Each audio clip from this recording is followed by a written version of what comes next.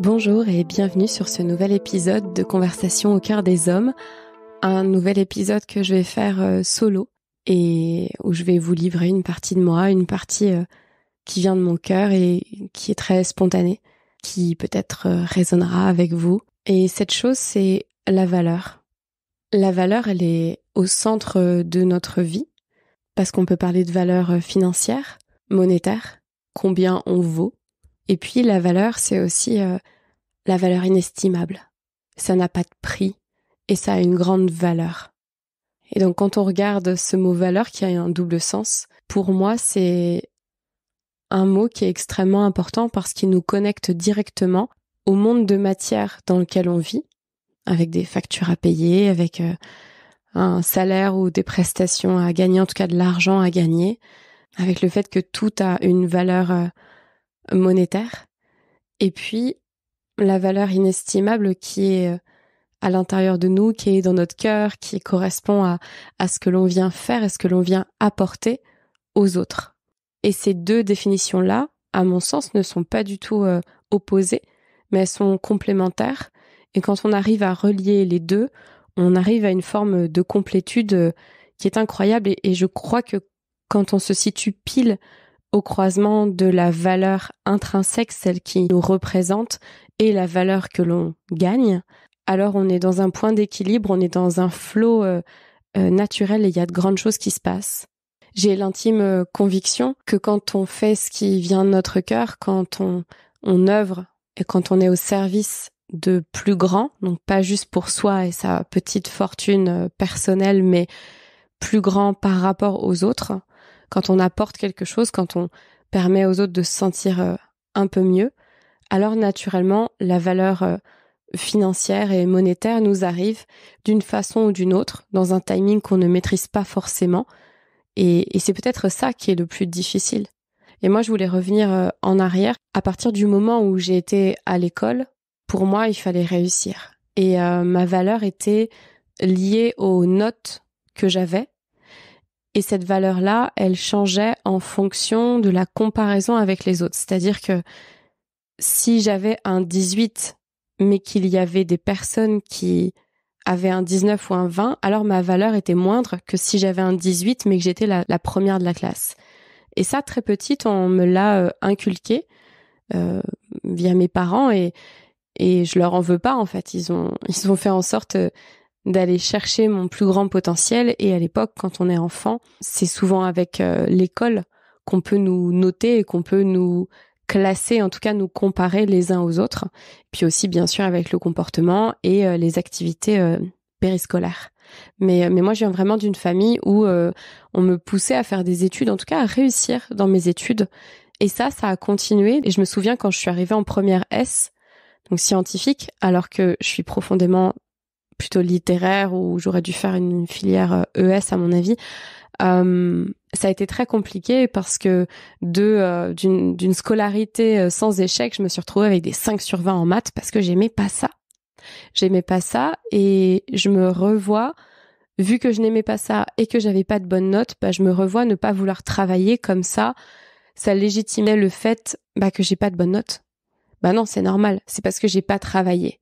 Mais si je travaillais, j'aurais des bonnes notes. Sauf que je voulais pas le faire parce que, au fond de moi, je savais que j'allais pas non plus exceller en maths. Et j'ai pris la décision en première S de quand même remonter ma moyenne de maths et de fournir les efforts nécessaires à augmenter cette moyenne. Et donc, c'est ce qui s'est passé. Et puis après, j'ai eu mon bac avec mention, etc. Et quand je suis arrivée en études supérieures, pareil, j'ai cherché à être la meilleure possible. Et j'étais majeure de ma promo en licence. Et quand je suis arrivée en école de commerce, je faisais partie du top 40. Et pour moi, c'était pas assez bien, quoi. Top 40, c'était c'était dans les 10% des élèves de ma promo, mais c'était pas assez bien. Et je suis partie en Australie et j'ai fait mon MBA. Et en Australie, j'ai eu en International Business Strategy, j'ai eu un High Distinction. Donc, c'est la tranche la plus élevée de notes. C'est quand t'as entre 85 et 100%, parce que c'était en pourcentage, la notation là-bas. Et du coup, j'ai eu un diplôme, on m'a versé de l'argent. Enfin, c'était incroyable parce que j'étais la seule international student à avoir ce high distinction. Et donc, une fois encore, ma valeur était par rapport aux autres. Donc, j'étais meilleure que les autres ou c'est parce qu'on me donnait une note que j'avais de la valeur. Dans les relations amoureuses et dans mes relations avec les hommes, c'était aussi on voyait ma valeur parce qu'on me choisissait, donc soit je sortais avec le mec que tout le monde voulait, ou bien je récupérais, je sais pas, j'obtenais des compliments où j'étais aimée pour ce que j'étais et ça me valorisait. Donc une fois encore, la valeur au centre. Mais la valeur de moi à moi, je crois que j'ai mis des années avant de me rendre compte que je l'avais jamais mise au centre et que ça venait toujours de l'extérieur. Après dans le travail, je peux continuer comme ça un peu longtemps, hein, mais après dans le travail, chaque année, j'allais négocier mon salaire pour avoir une augmentation salariale. Je remercie Catherine, ma directrice générale et ma mentor qui m'a supportée pendant 10 ans comme ça au sein du cabinet de tendance pour la grande distribution pour lequel je travaillais. Et une fois encore, les retours des clients. Et quand j'avais pas de retour client positif sur un voyage, où en fait pour eux, ils avaient payé la prestation et c'était ok, je le voyais comme j'ai pas fait assez bien. Et on peut passer toute sa vie à côté de sa valeur unique si on attend que ça vienne de l'extérieur. Si on attend une quelconque validation, approbation et compliment extérieur. Et puis pareil dans la relation bien sûr amoureuse, quand on grandit, quand c'est son partenaire, bien sûr que c'est important qu'il valorise la personne que l'on est, mais avant tout, je crois que cette valeur, il faut la replacer à l'intérieur de soi pour qu'elle arrête de fluctuer en fonction de ce que l'on fait ou l'on ne fait pas, de ce que l'on dit et ne dit pas, de comment on s'habille, de combien on gagne. En 2022, j'ai été extrêmement challengée par l'argent. Je faisais ma formation de coach spécialisée en amour, sexualité et relations amoureuses. Et il y avait énormément de travail à fournir et à intégrer. Et j'étais dans une année personnelle en numérologie 7, qui est une année d'introspection. D'ailleurs, l'année 2023 porte à un niveau universel. Donc moi, c'est pas mon année personnelle, mais à un niveau universel, la vibration du 7. Donc c'est typiquement une année où on est un peu plus tourné vers l'intérieur, un peu plus en introspection, en éveil de conscience, en compréhension. Donc je pense qu'il n'y a pas vraiment de hasard que ce podcast soit sorti en 2023. Mais en 2022, oui, comme je vous disais, j'ai été extrêmement challengée par l'argent parce que j'avais des dépenses et pas de rentrée. Et en parallèle de ça, je savais que je voulais accompagner des leaders. Et moi, je me revois, mais complètement paniquée, me sentir en syndrome de l'imposteur parce que je me disais mais comment je peux accompagner des personnes qui sont millionnaires ou qui gagnent extrêmement bien leur vie alors que moi-même je gagne pas ma vie ou je la gagne pas bien ou en tout cas je me sentais pas fière par rapport à l'argent. Et donc j'avais associé l'argent que je gagnais à ma valeur et j'avais complètement oublié la valeur que j'apportais. Et même si tout le monde me le disait que c'était pas combien je gagnais qui était important parce que ces gens-là qui ont, on pourrait dire qui ont tout sur le papier avaient quand même besoin de moi ou avaient des besoins ou en tout cas j'ai toujours eu des conversations avec des personnes soit célèbres, soit riches et je me suis jamais sentie pas à ma place, mais là comme ça venait de ma valeur et que je venais mettre un prix et que je venais apporter un service à des personnes qui gagnaient extrêmement bien leur vie, j'ai été complètement challengée par rapport à ça. Et avec le recul, ça me fait de la peine parce que je me dis, mais c'est quoi l'argent? Et je vous invite aussi à vous poser cette question. L'argent, un billet de banque, c'est juste du papier. Par contre, la valeur qui est écrite sur le papier vous permet d'honorer vos valeurs, ce que vous valorisez le plus et qui, en général, nécessite un peu, voire beaucoup d'argent. Et toute cette dualité que l'on vit en tant qu'être humain, moi, ça a été mon chemin d'initiation en 2022 pour me libérer de ce lien que je faisais entre valeur et argent. Et je crois que quand on est à son compte, on est extrêmement impacté par ça. Je connais tellement de personnes qui ont une énorme valeur, mais qui ne sont pas rémunérées à la hauteur de leur valeur. Et à côté de ça, je connais des personnes qui gagnent énormément leur vie et qui ont une très faible intégrité. Et donc, ça me renvoie à vous poser cette question-là. Qu'est-ce que vous valorisez? Qu'est-ce que vous valorisez en général dans votre vie? Qu'est-ce que vous valorisez chez vous, à l'intérieur de vous-même? Qu'est-ce qui est important pour vous? Et comment est-ce que vous honorez tout ça? Comment est-ce que vous trouvez la balance, l'équilibre pour justement que votre argent vienne honorer vos valeurs, que votre valeur soit rémunérée à sa hauteur pour ne pas créer la frustration? Comment est-ce que peut-être vous avez revu l'argent que vous pensiez devoir gagner parce que c'était plus important pour vous d'être aligné avec vos valeurs?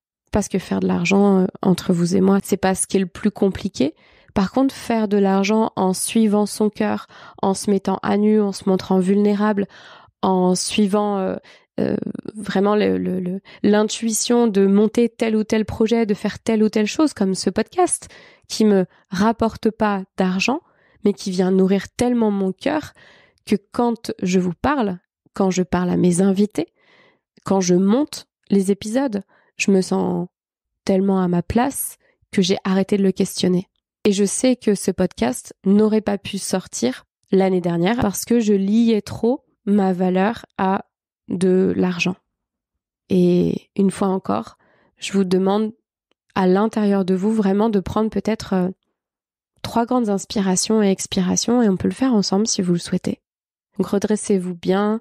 Si vous êtes assis, redressez-vous sur votre siège ou sur le canapé. Et vous pouvez peut-être fermer les yeux, si ça n'est pas imprudent, si vous n'êtes pas en train de conduire. Et prendre une grande inspiration par le nez. Et une grande expiration par la bouche. Et puis faire ça 2 autres fois à votre rythme. Inspirez par le nez. Et expirez par la bouche. Et une 3e fois. Inspirez par le nez. Et expirez par la bouche. Et laissez venir la réponse la plus spontanée à cette question. Comment est-ce que je peux me connecter davantage à mon unicité, à ma valeur, à l'intérieur de moi, à ce qui est à l'intérieur de moi, pour que ça ait un impact positif sur ma vie, celle de mes proches et plus grand encore? Est-ce que je suis alignée entre l'argent que je gagne et comment je le gagne?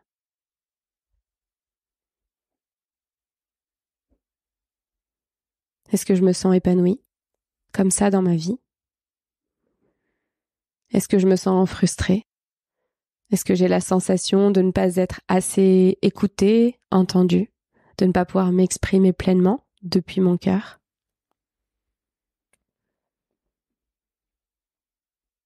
Puis juste laisser venir les réponses. À quoi vous associez le mot valeur? Comment est-ce que vous faites pour l'augmenter dans votre vie et que ça ait un impact positif sur vous, les autres et la planète? C'est quoi le petit plus que vous pouvez faire aujourd'hui, dans votre journée et dans les journées qui arrivent, pour vous valoriser vous-même, sans que ça vienne nécessairement de l'extérieur, et en ressentant pleinement que vous êtes à votre place et que ce que vous faites, même si ça paraît insensé, même si très peu de gens le comprennent et vous pouvez passer pour un fou ou pour une folle, eh bien vous, pour vous, ça a une signification, et si ça ne l'est pas encore de manière consciente, ça l'est de manière inconsciente, et bientôt, vous en connaîtrez la raison. Et vous saurez pourquoi vous avez monté ce projet, dit cette phrase, fait cette chose. Je vous remercie infiniment pour votre écoute.